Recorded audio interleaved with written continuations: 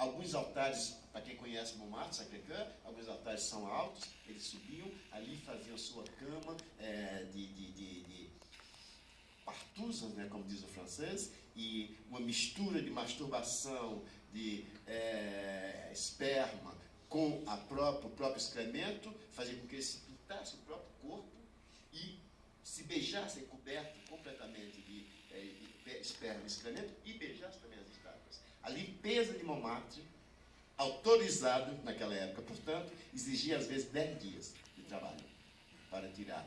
Você não sei se alguém conhece a Basílica, né? Mas é uma coisa fantástica no alto de Montmartre, e é uma coisa fantástica, é um trabalho de louco, porque tem muito mármore também. Quer dizer, isso era totalmente oficial até o Código de Napoleão. Depois, então, é proibido, mas se fazia às escondidas e com muito menos voracidade, porque era só 3 dias nesse momento, depois que foi proibido, né? Isso eu quero mostrei por quê, né? Altares, pias batismais, tudo isso servia de coito para eles, né? Por que eu dou esse exemplo? É porque a escrita sobre todos esses fenômenos brasileiros, que seja o cangaço, mas que seja também esse que eles chamam o messianismo, de uma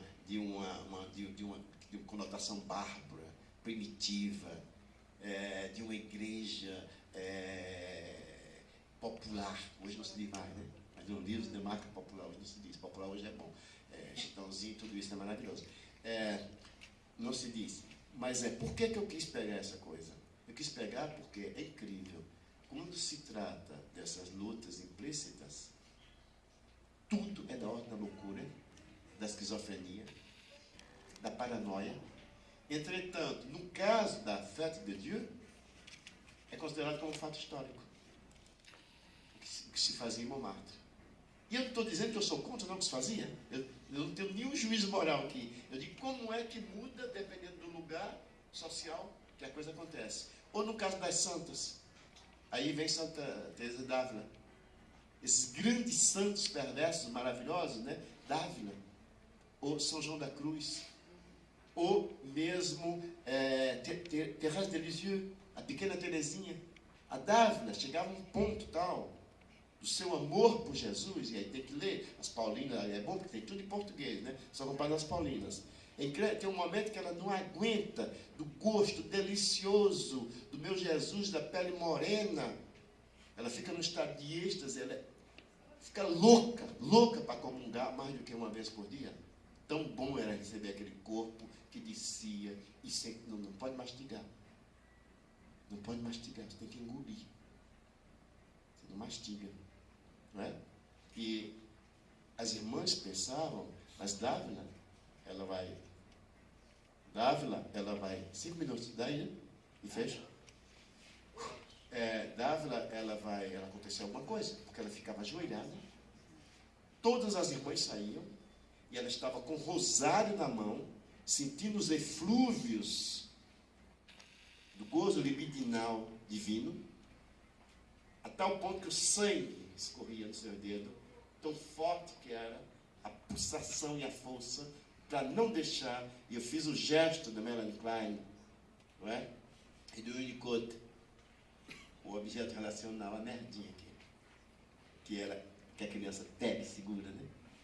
Era mais ou menos isso, ela segurava o rosário, que o sangue espirrava, de tanto prazer que ela tinha recebendo a hóstia e este corpo moreno, que levava D'Ávila a dizer o quê?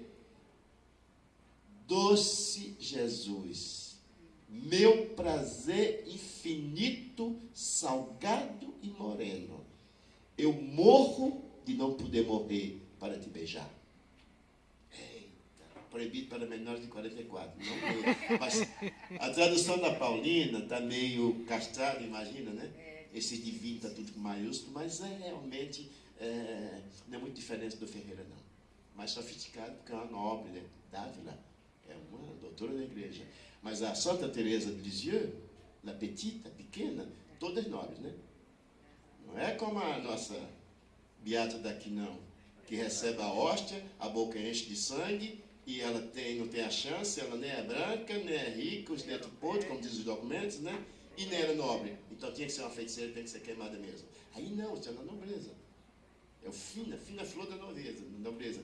A Petite Thérèse, a Teresa de Lisieux, ela praticamente vivia no estado de êxtase, sem poder parar, cada vez que ela comungava. Como a comunhão era muito rara, a Teresa vai lutar a vida dela toda para convencer o Papa de dar a comunhão pelo menos uma vez por semana, autorizar que era só uma vez por mês. E ela conseguiu, não só uma vez por semana, mas foi Teresa de Lisieux que vai conseguir que tenha a comunhão todos os dias, para que ela gozasse eternamente com esse suor do milagre e do amor imenso. Gozar com suor é quase uma peça erótica. Quase, já põe quase nisso, né? A tal ponto que ela diz, o único gozo que eu posso receber na minha vida é na minha relação da comida celeste, que é a hóstia. E eu prometo a mim mesmo, Teresinha, prometo ao meu petit Jesus, chamava de menininho Jesus, né? Pedofilia não tem relação nenhuma aí. Menininho Jesus, meu petit Jesus, eu te prometo que não sentirei mais nenhum gozo na minha vida que não seja esse gozo teu. E um dia, a Petite Thérèse esqueceu, e a batata que a irmã cozinheira preparou estava tão boa que ela comeu e sentiu um prazer. Ela vai começar a cometer o primeiro pecado. Tudo isso não era pecado nenhum. Ela vai cometer agora o primeiro pecado. Ela corre na cozinha. Ninguém entendeu, porque Teresa não corria, ela já era candidata para santa. Era mais torta do que a Madre Teresa. Aí, resultado, ele vai correndo, pega a irmãzinha cozinheira, empurra e diz, você me levou ao pecado. Eu senti o gosto de outra coisa que não fosse as lágrimas de Jesus. Quando a gente sabe, segundo Aristóteles, né, que lágrima e esperma têm a mesma composição, deixo para vocês o resto que não dá tempo. Bem, gente, essa história do Ferreira, essa história do Silvestre, né? Também tem uma logística militar incrível, né? Incrível, incrível, mas vai terminar num banho de sangue terrível, terrível, terrível. E não só isso, ele vai organizar sangue, sangue, sangue, sangue, sangue, sangue para Dom Sebastião. A sede de sangue, o que está também recheado das histórias da Grécia, né? Se você pegar Homero, né? Pegar a Odisseia, o que se faz para encontrar o divino Tirésia? O que se faz? Vai se pedir o que para encontrar o divino Tirésia? Sangue, sangue, sangue e sangue. Vai ter que fazer sacrifícios. Na mesma coisa de Troia, né? Quando de repente não tinha jeito, que Ulisses, não é? Chama também Odisseias, né? Não conseguia absolutamente chegar ao termo dos seus projetos, tem um momento que ele vai ter uma aparição.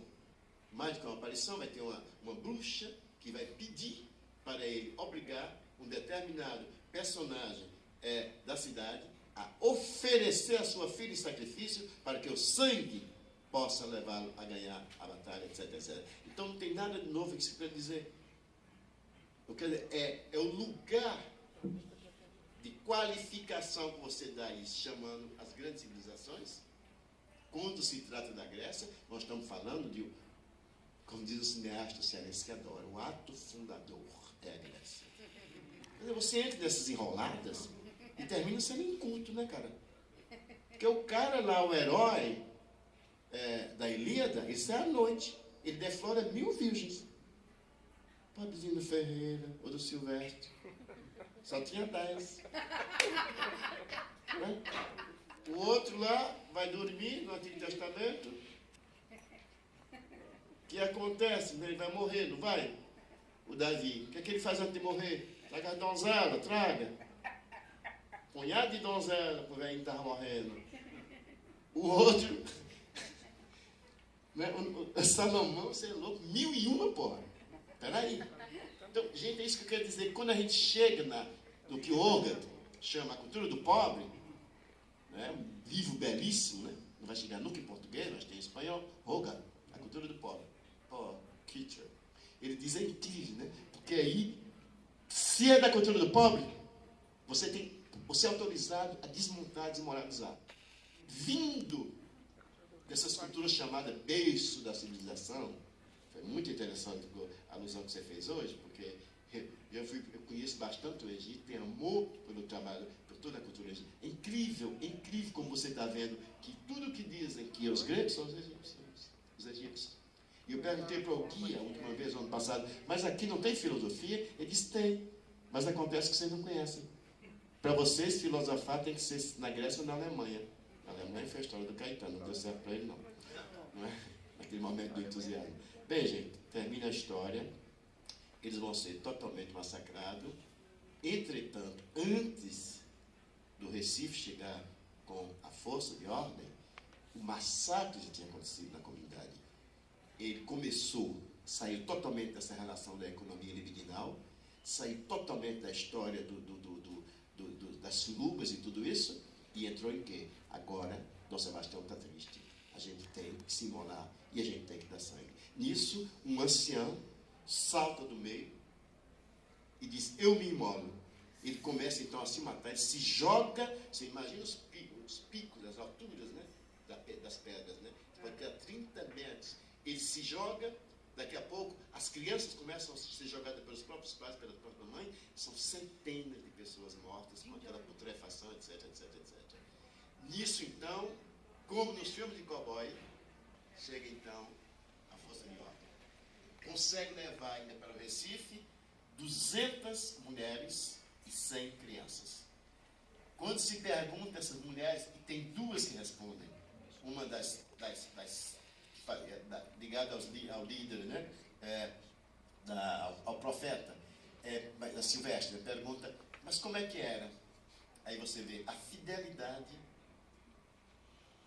da não dedo duro, coisa tão rara hoje, né? Hoje esse dedo duro até dentro das universidades.